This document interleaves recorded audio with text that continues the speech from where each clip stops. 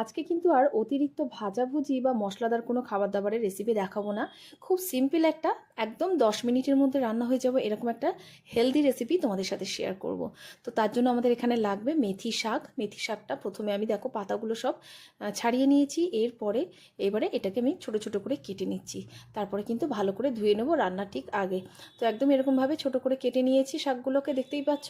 তো এবারে যাব মেন রান্নাতে। তার জন্য গ্যাসেতে একটা প্রথমেই বসাবো কড়াই। তারপরে তার মধ্যে খুব সামান্য তেল দেবো, কারণ খুব বেশি তেল এখানে লাগবে না। খুব সামান্য তেল দিলে তেলটা গরম হওয়ার সাথে সাথে এইবার শাকটা ধুয়ে নিয়ে এইটা আমি এই কড়াইতে দিয়ে দেবো। দেওয়ার পরে এই অবস্থাতেই আমি কিন্তু একটু নাড়াচাড়া করে ভাজবো। তো এখানে কিন্তু নুন বা অন্য কোনো মশলা আমি অ্যাড করছি না, শুধুমাত্র আমি অল্প তেলের মধ্যে শাকটাকে নাড়াচাড়া করে নিচ্ছি। তো দেখো এইভাবে কিন্তু শাকটা থেকে জল বেরিয়ে আসছে। ততক্ষণে কিন্তু মানে ওই জলটা যতক্ষণে শুকায় আমি একটা বাটির মধ্যে নিয়েছি বেশ কিছুটা টক দই। এখানে কিন্তু টক দইয়ের পরিমাণটা একটু বেশি হবে। তার সাথে নিয়েছি ধনে গুঁড়ো, জিরে গুঁড়ো, স্বাদ মতো নুন নিয়েছি, কাশ্মীরি লাল লঙ্কা গুঁড়ো আছে, হলুদ গুঁড়ো আছে এখানে বেসন। তার সাথে এখানে নিয়েছি একটু গরম মশলা গুঁড়ো, আর এখানে আছে চিনি। এবারে এই সব কিছু কিন্তু একটা কাঁটা চামচ দিয়ে আমি ভালো করে এই দইয়ের সাথে মিশিয়ে নেব, মানে একটা স্মুথ পেস্ট হয়ে যাবে। তো ভালো করে দেখো মিশিয়ে নিয়েছি। খুব সামান্য একটু জলও এটার মধ্যে আমি অ্যাড করে দিলাম। তো এইভাবে ভালো করে কিন্তু মিশিয়ে একটা মিশ্রণ বানিয়ে নিতে হবে। ততক্ষণে দেখো যেটুকুনি জল এই শাক থেকে বেরিয়েছিল সেটা কিন্তু শুকিয়ে গেছে। এরপরে যে দইয়ের মিশ্রণটা আমি তৈরি করেছিলাম সেটাই এটার মধ্যে দিয়ে দেবো। দেওয়ার পরে বেশ কিছুক্ষণ এইভাবে কিন্তু একটু হাই ফ্লেমে নাড়াচাড়া করছি। তো বেশ কিছুক্ষণ নাড়াচাড়া করার পর এবার যতটা পরিমাণ জল দরকার আছে জলটা কিন্তু অবশ্যই এটার মধ্যে দিতে হবে। তো দিয়েছি। এবার কিন্তু গ্রেভিটা একটু ফুটতে শুরু করেছে।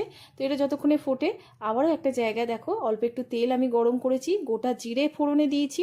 তার সাথে এখানে দিয়েছি বেশ কিছুটা পেঁয়াজ কুচি। তো এখানে আমি ছোট পেঁয়াজ যেগুলো হয় সেগুলোই নিয়েছি ছাড়িয়ে, সেগুলোই দেখো সরু সরু করে কেটে নিয়েছি, সেটা দিয়েছি। তার সাথে দিয়েছি ঝালের জন্য কাঁচা লঙ্কা আর বেশ কিছুটা রসুন কুচি। এবারে কিন্তু এটাকে একটু নাড়াচাড়া করে ভেজে নিতে হবে।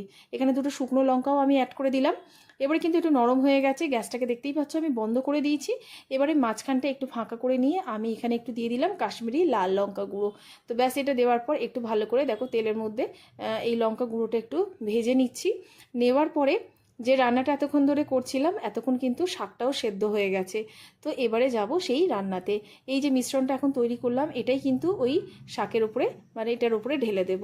তো দেখো এবার এটার উপরে ঢেলে জাস্ট এটাকে মিশিয়ে নিলেই কিন্তু আজকের রেসিপিটা একেবারেই রেডি। আমরা যেমন দুপুরবেলা ভাতের পাশে ডাল নিই, তো সেই ডালটাকে স্কিপ করে একবার এই রেসিপিটা বানিয়ে দেখো, নিশ্চয়ই ভালো লাগবে। আর যে কোনো এর সাথে ভাজাভুজি তো চলবেই, আর একটু অন্যরকমও হবে আর মুখের স্বাদটাও বদলাবে। তো রেসিপিটা কেমন লাগলো জানিও। খুব সিম্পল রেসিপি, জানি সবাই পারবে। আর যদি ভালো লাগে অবশ্যই কিন্তু সঙ্গে থেকে, কারণ এই ধরনের অনেক রেসিপি কিন্তু তোমরা আমার ইউটিউব চ্যানেল আর ফেসবুক পেজে পেয়ে যাবে, দেখে নাও। ভালো লাগলে পাশে থেকো।